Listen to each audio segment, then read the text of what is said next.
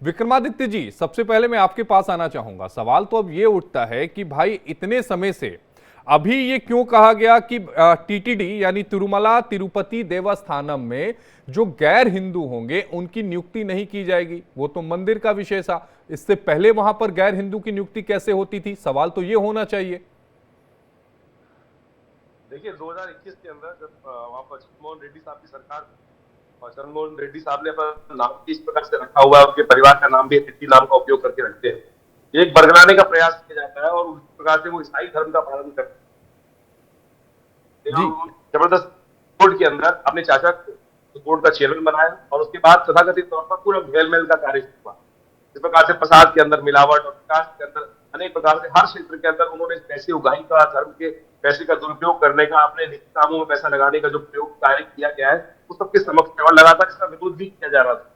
और जैसे चंद्रबाबू नायडू की सरकार आई और उन्होंने सबको जानने का प्रयास किया, सब समझ में आया, तो उन्होंने उस वक्त जबरदस्ती उनको जब विरोध भी किया गया कि कोई ईसाई वहां का चेयरमैन नहीं हो सकता है, और वो जबरदस्ती जिस प्रकार से अंदर लोगों को जबरदस्ती डाला गया वो बड़ा गलत था। मुझे बताइए ना, जिस प्रकार से लोगों की फितरत है कि खाने वो बांधते हैं, उनका परंपरा है कि खाने में थूका जाएगा, खाने से थूकने से बरकत हो, हर खाने में थूकने से उनकी व्यवस्था चलती है और उनके घर में होगा, हम रखें, कोई दिक्कत नहीं है। पर ऐसे लोगों को हम अपने मंदिरों में कैसे स्थान दे सकते हैं जहां नहीं? लेकिन मैं विक्रमादित्य जी, सवाल मेरा यही है कि जब बोर्ड में रखा गया उस समय व्यापक तौर पर विरोध क्यों नहीं किया गया?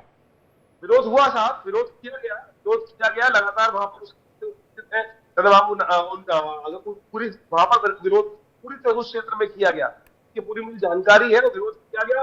लेकिन वहां पर चंद्रमोहन रेड्डी साहब की सरकार थी और उन्होंने उसको जबरदस्ती पूरा करवाया और जबरदस्ती इनकॉर्पोरेट कराया गया।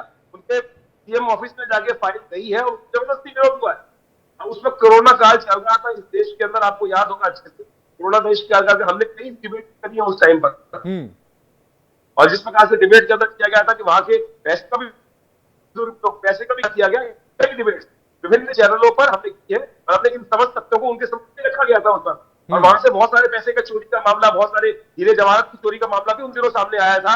इसका पूरी तरह से विरोध किया गया था।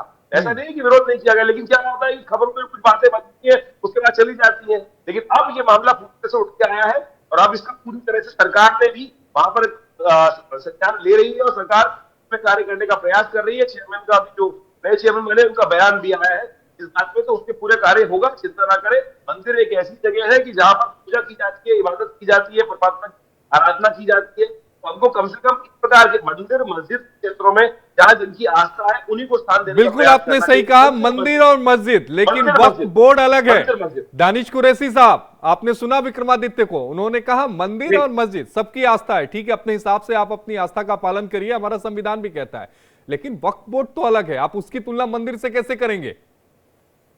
देखिए, सबसे पहले तो मैं आपको एक बात समझ लूं कि दो बातें समझने की जरूरत है। दो प्रकार के लोग हैं। एक वो लोग हैं जो धर्म के चोला पहनकर सरकार का पक्ष करने की कोशिश कर रहे हैं। मैं एक सीधी भाषा में ये समझता हूं कि जो बेचारा हिंदू है उसको ये समझ में आता है कि भाई उसकी आस्था जो है वो बरकरार रहनी चाहिए, और मुझे लगता है कि उसमें और किसी को प्रॉब्लम, किसी के और मजहब के प्रॉब्लम को वो नहीं होना चाहिए। मैं मेरी बात करूं कि मैं मुसलमान हूं तो भाई मेरी आस्था क्या है उस पे मेरा वो होना चाहिए, बजाय इसके कि तिरुमाला में क्या हो। दिक्कत ही आपको यहाँ ये आके खड़ी हो रही है कि जो पैरेलल तिरुमाला को बनाने की कोशिश कर रहे हैं कि भाई यहाँ इंसाफ की बात होनी चाहिए, बिल्कुल होनी चाहिए, उनके खिलाफ कोई गलत जगह होनी भी नहीं चाहिए, क्योंकि भाई उनकी आस्था की बात है और आस्था के अंदर में जिसका जिस तरीके का विश्वास है उस तरीके से काम होना चाहिए। सवाल यह है कि आपको दूसरे के मजहब के अंदर में इंटरवीन करने का जो शौक नजर आ रहा है वो राजकीय है, वो धार्मिक नहीं है। चाहे अगर वो हिंदू धर्म के नाम पर कोई धर्म गुरु कर रहा है तो भी वक्फ बोर्ड में वक्फ बोर्ड की तुलना आप मंदिर से कैसे कर देंगे? मैं वही तो कह रहा हूं, मैं वही कर रहा हूं। सुनिए ना, आप मेरी बात सुनिए।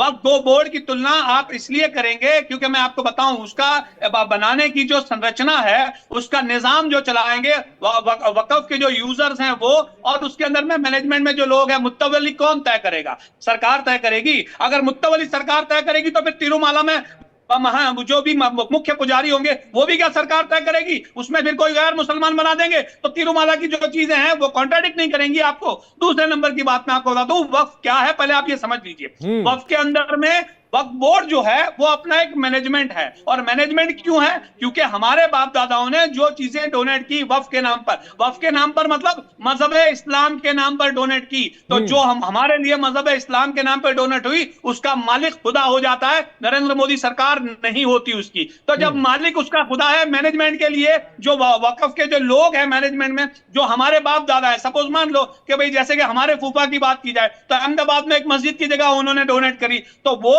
सुबह कयामत तक उनके बच्चे या हम लोग उसके वारिस नहीं बन सकेंगे, हम मैनेजमेंट में जा सकेंगे, मालिक उसका खुदा है। अब आप जब खुदा मालिक हो गया तो फिर नरेंद्र मोदी सरकार कैसे तय करेगी कि कौन मुसलमान है और कौन मुसलमान नहीं है? 5 साल के लिए आप मुसलमान अगर नहीं है तो आप वक्फ में डोनेट नहीं कर सकते। ये सारे कानून जो हैं, ये अगर अमेंडमेंट करने की बात करेंगे तो बताइए ऑल इंडिया मजलिस इत्तेहादुल मुस्लिमीन कैसे बर्दाश्त करेगी? कैसे बर्दाश्त करेगी अश्वनी जी? जरा वक्फ कानून क्या है ये समझाइएगा। देखिए वक्फ क्या है, मैं आता हूं कुरैशी जी, लेकिन स्वामी जितेंद्रनाथ सरस्वती जी हमारे साथ जुड़ गए हैं। स्वामी जी, आपका बेहद स्वागत है।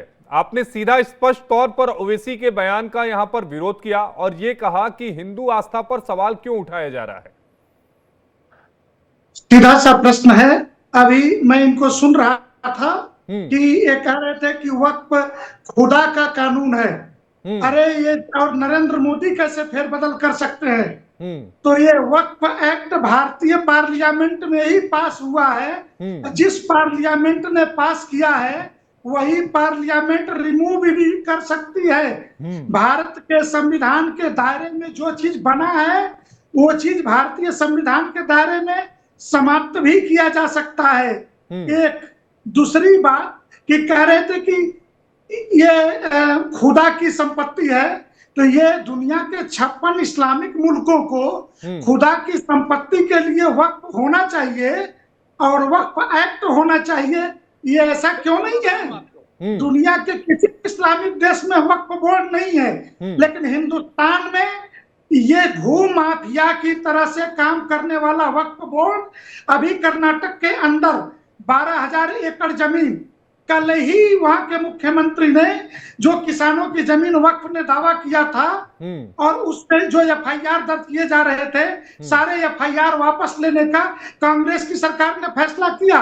तो यहाँ बैठ करके गर्जे बरसे कम।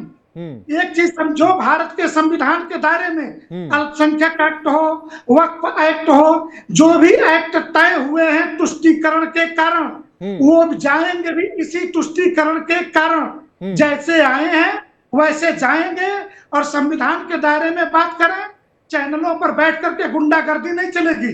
एक और मैं एक अंतिम बात कह करके, चूंकि मेरी मीटिंग थी और उसमें आपके स्थानीय जो करेस्पॉन्डेंट हैं उनके कहने पर हमने कहा कि नहीं भैया मैं समय दूंगा 2 मिनट, मैं बैठूंगा।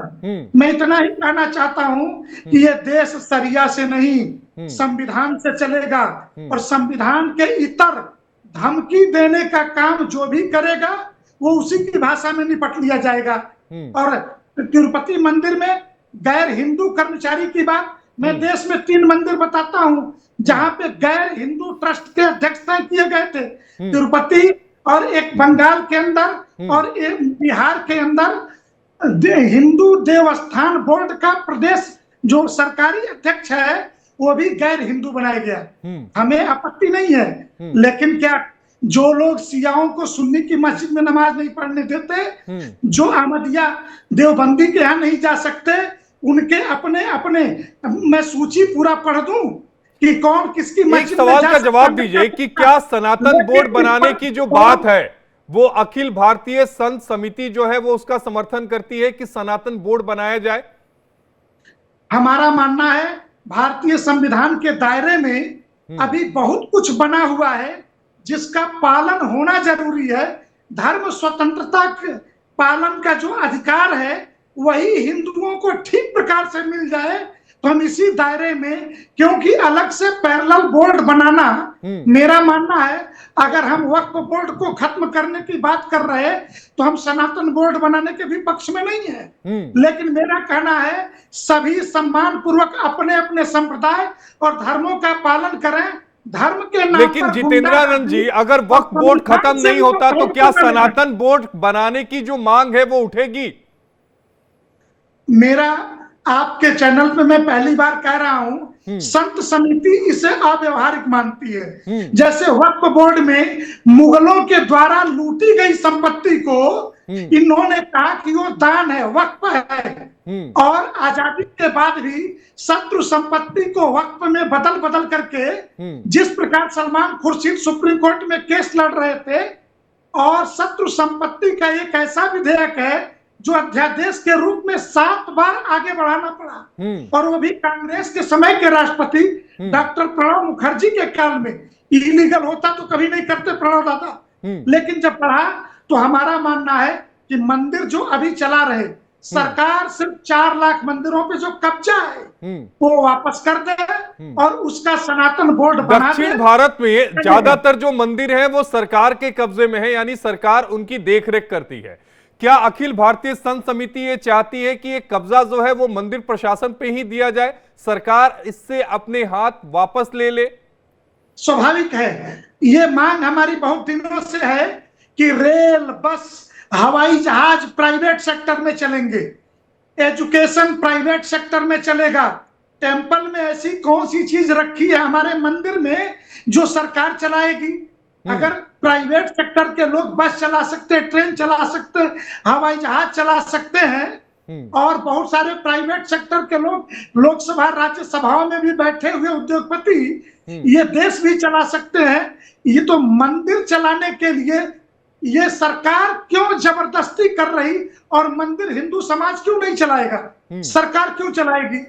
लेकिन जितेंद्रानंद जी, इसको लेकर फिर अखिल भारतीय संत समिति अब क्या करने जा रही है? क्योंकि मामला एक सुप्रीम कोर्ट में है जो मेरी जानकारी में है, उसको अलावा अखिल भारतीय संत समिति इस कब्जे को, जिसको आप कब्जा नाम दे रहे हैं, उससे मुक्त कराने के लिए क्या करेगी भविष्य में? सुप्रीम कोर्ट में जो मुकदमा हुआ उसमें सुप्रीम कोर्ट की वर्डिक्ट है कि Hindu temple govern by Hindu devotee but not govern by government, कि एक सरकार के द्वारा नहीं चलाया जाना चाहिए, ये हिंदू श्रद्धालुओं के द्वारा ही हिंदू मंदिर चलाए जाने चाहिए। नहीं तो सरकार को सभी के संस्थान चीन के तर्ज पर कि मंदिर चला रहे तो मस्जिद भी सरकार चलाए, गुरुद्वारा चलाए, चर्च चलाए, इनकी संपत्ति अल्पसंख्यक की आड़ में अनुच्छेद 29-30 में इनको स्वतंत्रता चाहिए और हिंदू समाज 2म दर्जे का नागरिक रहेगा, ये हम कभी। लेकिन ओवैसी साहब जो बयान दे रहे हैं, ओवैसी साहब ये कह रहे हैं कि अगर मंदिर की कमेटी में कोई गैर हिंदू नहीं रह सकता तो फिर वक्फ की कमेटी में कोई गैर मुस्लिम कैसे आ जाएगा? मैं मस्जिद इंतजामिया कमेटी में गैर मुस्लिम का विरोध करता हूं, लेकिन वक्फ कमेटी वक्फ एक्ट के अंदर बनी हुई है। वक्फ एक्ट भारत के पार्लियामेंट में राष्ट्रपति के हस्ताक्षर से राजाज्ञा का परिपत्र है, इसलिए राजाज्ञा के परिपत्र पर वक्फ के, इसीलिए तो इसी बात के आड़ में 4 लाख हिंदू मंदिरों पे कब्जा विभिन्न राज्य सरकारों ने करके रखा, और अब वो राज्य सरकारें तर्क देती हैं कि ये भू संपदा का अधिकार कनकरेंट सूची का विषय है, और उन राज्यों में जो हिंदू विरोधी सरकारें हैं वो किसी भी कीमत पर मंदिर पर दावा छोड़ना नहीं चाहती। इसलिए जो कानून पार्लियामेंट से बने हैं उस कानून पर वो सारे नियम लागू होंगे जो सरकार चलाने के संदर्भ में। सरकार सेकुलर है, संविधान के प्रेम्बल में भले आपने इमरजेंसी में लागू किया कि सेकुलरिज्म एंड सोशलिज्म, अगर आप मानते हैं, संविधान की कॉपी दिखा रहे हैं, उसी सेकुलरिज्म और सोशलिज्म में वक्फ बोर्डों के अंदर इनके ट्रिब्यूनल में गैर मुस्लिम भी वहां जज होना ही चाहिए। अगर न्याय की बात करते हैं, आपको सुप्रीम कोर्ट में हिंदू जज चाहिए, ईसाई जज चाहिए, तो ट्रिब्यूनल के अंदर वो जज क्यों नहीं चाहिए भाई? ऐसा दोगलापन हम कैसे स्वीकार करेंगे? कुरैशी साहब आप कुछ कह रहे थे, एक सवाल में ले लेता हूं, फिर मैं आपको जितेंद्रानंद जी जाने दूंगा। कुरैशी साहब आप कुछ कह रहे थे। पहली बात तो मैं कहूं कि जो स्वामी जी जो हैं, वैसे तो वो धर्म गुरु हैं, लेकिन उनकी जो भाषा है मुझे नागवार गुजरी है। जिस तरीके की वो भाषा का इस्तेमाल कर रहे हैं वो गैर सम्माननीय है। दूसरे नंबर की बात कि वक्फ एक्ट के जो अमेंडमेंट की बात है, अमेंडमेंट के अंदर में मैं आपको बताऊं section 3A in the opening portion of the word any person of any movable or immovable property, the word any person practicing Islam for at least 5 years of any movable or immovable property having an ownership of such property shall be substituted. आप मुझे ये बताइए, इस देश में नरेंद्र मोदी तय करेगा कि दानिश कुरैशी मुसलमान संसद तय करेगी ना, संसद तय करेगी ना। अरे प्रधानमंत्री है, किस तरह के शब्दों का प्रयोग कर रहे हैं आप? मोदी की बात कर रहा हूँ, प्रधानमंत्री की बात नहीं कर रहा हूँ, मैं मोदी की बात कर रहा हूँ और जिम्मेदारी से कह रहा हूँ। मैं मोदी की बात कर रहा हूँ। प्रधानमंत्री होते तो इस तरीके का अमेंडमेंट लाने की जरूरत ही नहीं करते वो। अगर प्रधानमंत्री नरेंद्र मोदी क्या है कुरैशी साहब, नरेंद्र मोदी क्या है उन्होंने इस्तेमाल किया है इस अमेंडमेंट को लेकर, मुझे बताइए, मुझे ये बताइए, अगर मैं आपको ये पूछूंगा कि आप हिंदू है या नहीं है, इसका प्रमाण कौन तय करेगा? तो क्या मोदी तय करता है? मोदी तय करेगा कि इस देश में हिंदू मुसलमान हम नहीं करेंगे। सुन लीजिए, इस अमेंडमेंट के खिलाफ हम पूरी ताकत से, जमहूरी ताकत के साथ में हम मुखालिफत करेंगे। डेमोक्रेसी है इस देश में और डेमोक्रेसी जब तक लागू है जब तक हम अपने और हक और अरे आप क्यों चिल्ला रहे हैं भाई? आपका क्या लेना है? आपका क्या लेना देना है? आपका क्या लेना देना है भाई? आपका आप धर्म गुरु है या भाजपा के नेता है? भाजपा के नेता है? नहीं, भाजपा के नेता है, भाजपा के नेता है आप भाजपा के नेता है, आप भाजपा के नेता है, धर्म गुरु है? ये बात करिए आप पहले। आप भाजपा के नेता है कौन है? भाजपा के नेता है कौन है आप? अरे आप भाजपा के नेता हैं, आप बोलिए भाजपा के नेता, तो मैं जवाब देता हूँ फिर आपको। हम आपका सम्मान इसलिए कर रहे हैं कि संत बन के आए हैं आप। अगर भाजपा के नेता बन के आए तो जवाब मिलेगा उसका। अरे भाजपा के नेता बन के आए जवाब सुनेंगे फिर आप। क्या आप कहिएगा संत है? संत है तो हम आपका सम्मान करेंगे। अगर संत सुनिए, संत है, आप संत हैं तो हम आपका सम्मान करेंगे। भाजपा के नेता बन के आएंगे तो भाजपा की भाषा में जवाब देंगे। आप भाजपा के नेता बन, देखिए आप भाजपा के नेता बन जाएंगे तो हम भाजपा की भाषा में जवाब देंगे। आप संत बन के आए हैं तो आप सुनिए, अरे सुनिए तो आप, अरे अच्छा सुनिए, मेरी बात सुनिए। आप संत हैं, आपका काम क्या है? लोक कल्याण आपका काम है। आपका काम लोक कल्याण का है या नहीं है? अब मुझे ये बताइए, आपके लिए तमाम लोग मिलकर हैं तो आपको सुनिए, हिंदू हितों के प्रश्नों पर तो लीजिए, सुनने को तैयार नहीं है। अरे सुन लीजिए, सुन लीजिए, हिंदू के सुन लीजिए, इस आधार पर बढ़ चुका हो तो तुमसे बात करना भी हराम होता है। ये हमें मत बताओ कि हमारा काम क्या है। हम हिंदू धर्माचार्य हैं, हिंदू समाज के प्रत्येक विषयों पर हम स्टेक होल्डर हैं। मठ मंदिर से लेकर के हिंदुस्तान के जर्रा जर्रा के एक एक इंच की भूमि के हम स्टेक होल्डर हैं, हिंदू धर्माचार्य के नाते हैं। इसलिए ये बताने की कोशिश मत करो। हमें बीच में लाना चाहूंगा अश्वनी दुबे जी, आपने सुना होगा कुरैशी साहब को, वो कह रहे हैं कि नहीं गैर हिंदू नहीं हो सकता, लेकिन हमारा भारतीय कानून क्या कहता है? संसद द्वारा पारित टेक्स्ट है, संसद चाहे तो बदलाव कर सकती है ना। स्वामी जितेंद्र दिन सरस्वती बदलाव करेगी, इसमें इनको दर्द क्यों है? नहीं, एक बार जितेंद्र जी, अश्वनी जी को सुन लीजिए। स्वामी जितेंद्रानंद स्वामी जी बहुत सम्मानित श्रद्धेय विद्वान संत हैं। उनके बारे में ऐसी अशोभनीय बातें करना कि संत बन करके आए हैं, मैं समझता हूं कि उसकी निंदा होनी चाहिए। किसी को इस तरह से बात कहने का सार्वजनिक मंच पर अधिकार नहीं है। रही बात वक्फ की, तो 1954 में वक्फ की संपत्ति और उसके देख रेख के लिए, रख रखाव के लिए वक्फ एक्ट बनाया। यानी कोई भी चल या अचल संपत्ति वक्फ की हो सकती थी, जिसे इस्लाम को मानने वाला, बेसिक बात आशीष भाई जी, जिसे इस्लाम को मानने वाला कोई भी व्यक्ति धार्मिक कार्यों के लिए दान कर दे। देश में वक्फ संपत्तियों को संभालने के लिए सेंट्रल 1 और 32 स्टेट वक्फ बोर्ड बना दे। अब 1995 में वक्फ कानून में संशोधन कर दिया गया और वक्फ बोर्ड को असीमित शक्तियां दे दी गई। और कानून कहता है कि अगर वक्फ बोर्ड किसी संपत्ति पर अपना दावा कर दे तो उसे उसकी संपत्ति माना जाएगा। यानी जमींदारी प्रथा खत्म हुई, लेकिन आपने वक्फ बोर्ड के रूप में दूसरा जमींदार भारत। अश्वनी भाई, मुझे तो वो केस भी याद है कि इन लोगों ने ताजमहल पे भी क्लेम कर दिया था। सुप्रीम कोर्ट ने कहा कि भाई ये कैसा क्लेम है? अरे कानून का ज्ञान पा लीजिए, अरे कानून का ज्ञान पा लीजिए। अगर आपके पास नहीं है कानून का ज्ञान, तो पहले कानून का ज्ञान पा लो। कुरैशी साहब, आप शायद नहीं जानते मेरे बारे में, मैं पेशे से वकील भी हूं, 18 साल सुप्रीम कोर्ट कवर अरे कर आप चुका हूं, पेशे से वकील उसके होंगे, बाद यहाँ खड़ा हूं। हम तो संविधान का अध्ययन करे बैठे हैं। आप संविधान का अध्ययन करिए, जो आप अध्ययन कर रहे हैं ना, वो मैं 17 साल पहले अध्ययन कर चुका हूं, तो अध्ययन करिए भी आप। अश्वनी भाई को सुन लीजिए, अश्वनी भाई को सुन लीजिए, अश्वनी भाई को सुन लीजिए, कोई किसी पार्टी का प्रवक्ता नहीं है। आप व्यक्तिगत मत होइए, आप बार बार व्यक्तिगत क्यों हो रहे हैं? बिना वजह की बात कहेगा तो कौन बिना वजह की बात कह रहा है? क्या अश्वनी जी ने कोई बिना वजह की बात कही क्या? क्या एक शब्द भी उन्होंने कानून के अंदर जाके कहा क्या? क्या ताजमहल पर प्रेम नहीं हुआ क्या? क्या सुप्रीम कोर्ट ने ऑब्जर्वेशन में नहीं कहा क्या? कैसी बात कर रहे हैं आप कुरैशी जी? गुजरात के लिए 60,000 करोड़ रुपए गुजरात सरकार को चुकाने का फरमान दिया सुप्रीम कोर्ट ने, आपको पता है? पढ़ा नहीं होगा आपने ये? कुरैशी जी, अश्वनी जी को सुन लीजिए ना एक बार, अश्वनी जी को बोलने दीजिए ना। अरे क्या फालतू बकवास सुन ले हम? क्या फालतू बकवास हो रही है? आप जो बोले तो वो सही है। आप धर्म गुरु को बार बार आप चिन्हित करें, आप ये बोले कि क्या आप धर्म गुरु हैं, सम्मानित व्यक्ति पर आप उंगली उठाएं, वो सही हो जाता है। आप जो कहिए वो सही हो जाता है क्या? ऐसा कहाँ लिखा है कि जो कुरैशी साहब बोलेंगे वो सही हो जाएगा? आपको मुबारक, बहुत शुक्रिया, चलिए खुदा हाफिज। आप जाइए सर, जाइए सर। आशीष भाई, ये आपको जानते नहीं है कि आपने 2 दशक सुप्रीम कोर्ट में लगातार आपने as a senior legal correspondent काम किया और अभी भी आप कर रहे हैं।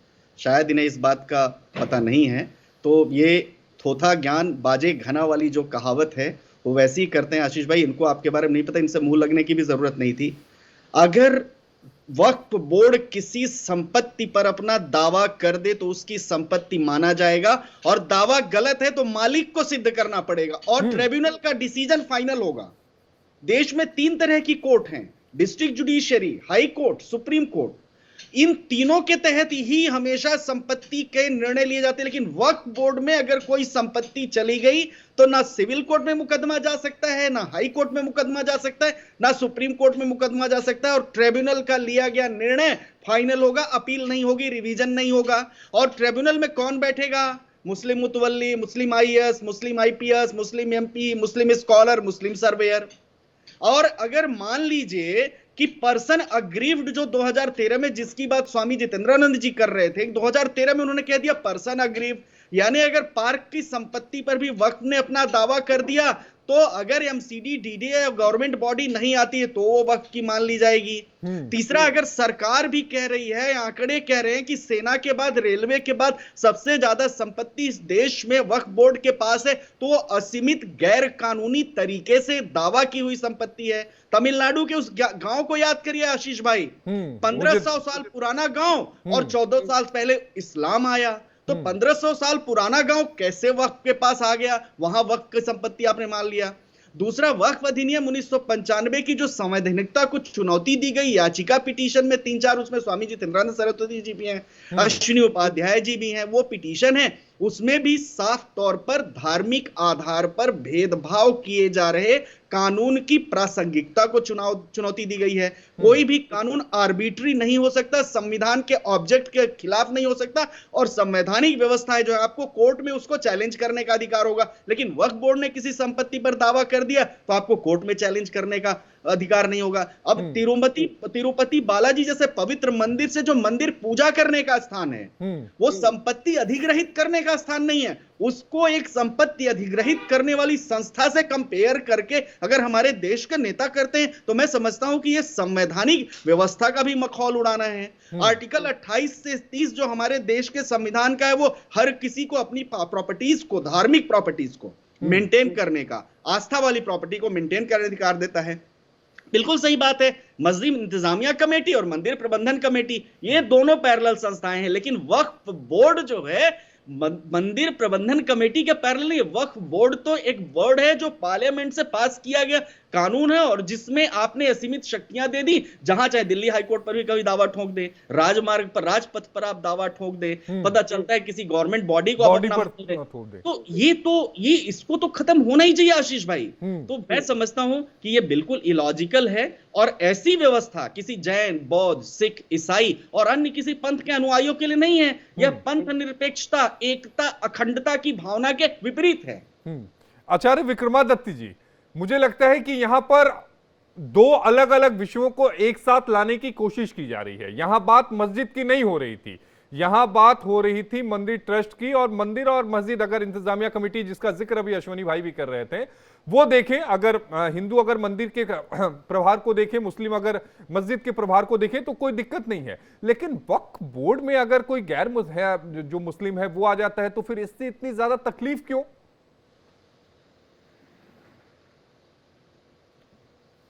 आप दोनों लोग वकील हैं, तो मुझे पता चला। एक बात हम समझें कि 1947 में जब ब्रिटिश राज खत्म हुआ तो इस पूरी लैंड को ट्रांसफर किसको किया गया? इस लैंड की ओनरशिप ट्रांसफर हुई यूनियन ऑफ इंडिया। आप लोग इस बात को कहेंगे तो यूनियन ऑफ इंडिया की लैंड ट्रांसफर, जो पावर ट्रांसफर हुई, वो लैंड यूनियन ऑफ होगी, तो कार्य यूनियन ऑफ इंडिया के अंदर पूरा लैंड ट्रांसफर हुआ। उसके बाद जिन जिन संस्थाओं के बाद जो जो कार्य करने की जो आज अलाउ है, वो ट्रांसफर ऑफ पावर नहीं है, वो सिर्फ चलाने का एक रूल है। इस पे जो भी संपदा है वो भारत सरकार की। ये सबसे पहले इन सब लोगों को क्लियर करना पड़ेगा कि आप इस लैंड के ओनर नहीं है भाई। भारत, अगर आपकी के अंदर कोई भी एक पुराने जमाने का कोई सिक्का खजाना मिल जाता है, जैसे अरब के अंदर मिल जाए, तेल मिल जाए, तो उसका हो जाता है, शेख का हो जाता है। यहाँ भारत सरकार के अंदर आपको रहने के लिए एक पावर दी गई है। यहाँ जो ये कह रहे हैं खुदा की जमीन, इसको कानूनन तौर पे समझाना बहुत आवश्यकता है, क्लियर करने की आवश्यकता है कि ये सरकारी जमीन जो है, ये भारत सरकार की पूरी जमीन यूनियन ऑफ इंडिया की, जो खुदा की जमीन करके जो बात करने का प्रयास करते हैं, सीधे साधे लोगों को बरगलाने का प्रयास करते हैं, वो बेसिक जैसे लोगों का सिंगल लाइन एजेंडा ये है कि इस देश में अराजकता फैलाई जाए, मुसलमानों को जो लोग वहां पढ़ के आए हुए हैं मदरसों से, उन अननेसेसरी फौज को कर दी जाए, एक मॉब खड़ा कर दिया जाए। सीधा साधा मामला है। मुझे मंदिर पर बात की जा रही है, और यहाँ मंदिर का मामला, वक्फ बोर्ड का मामला, तो अल्लाह के और जैसी असीमित पावर, उसके अंदर एक लाइन लिखती है वक्फ बोर्ड के अंदर, इफ बोर्ड थिंक्स, आप लोग एग्री करेंगे इस बात, उसमें क्या है, even if the board member of the board thinks that this land belongs to Waqf, they can directly claim it. लेकिन डायरेक्टली थिंक्स वर्ड यूज किया गया है, इनकी उन मनोमस्तिष्क में एक भाव आ जाता है, तो कल आपके चैनल के ऊपर जहां पर वो खड़ी है, चाहे उसका मालिक कोई भी है, उससे हाथ रख देंगे तो आपको पता भी नहीं चलेगा कब वो लैंड होगी, वो लैंड नोटिफाइड होकर 20 साल बाद वहां पर वक्फ बोर्ड आकर ये लैंड जिस प्रकार से हमारी है। तो ये बात हमें समझने की आवश्यकता है बहुत बुरी तरह से। मेरे पिताजी, मेरे दादाजी जो थे, वो 1947 के अंदर पूरे गुड़गांव क्षेत्र के अंदर तो शत्रु के अंदर प्रॉपर्टी एक्वायर की गई थी, अलॉटमेंट कमेटी के चेयरमैन थे जी, अलॉटमेंट कमेटी के चेयरमैन थे, शर्मा एडवोकेट होते थे, और वो पूरे के पूरे गुड़गांव डिस्ट्रिक्ट के अंदर अलॉटमेंट कमेटी के चेयरमैन हो गए थे। शत्रु के अंदर प्रॉपर्टी जो आई, इन मुसलमानों ने क्या किया, जो लोग हिंदुस्तान से चले गए, बाहर चले गए इस देश को छोड़कर, उनके जाली साइन कर करके वो वक्त बनाकर वो फाइलों में लगा दिया 5 साल तक, 5-10 साल तक लगातार वो कागज करते हैं कि वो वक्त करके चला गया। तो सीबीआई की इंक्वायरी होनी चाहिए। जो लैंड ट्रांसफर करने की बात कर रहे हैं, वक्त करके गया, वक्त हुआ नहीं हुआ, कैसे हुआ इस देश के, जब इस देश में पार्टीशन लोग जान बचाते, किस व्यक्ति के पास इतनी दम था तो कागज लिख के साइन करके वो लैंड को ट्रांसफर करके लेके गया।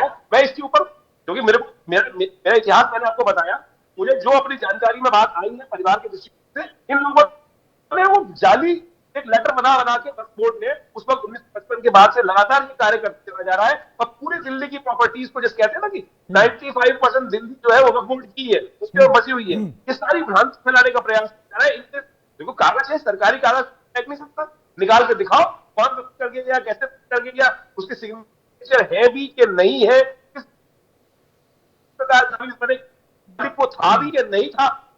अब कह रहा हूं ये बहुत बड़ा घपला है, पूरी तरह से जबरदस्ती इस देश को बरगलाने का प्रयास किया जा रहा है।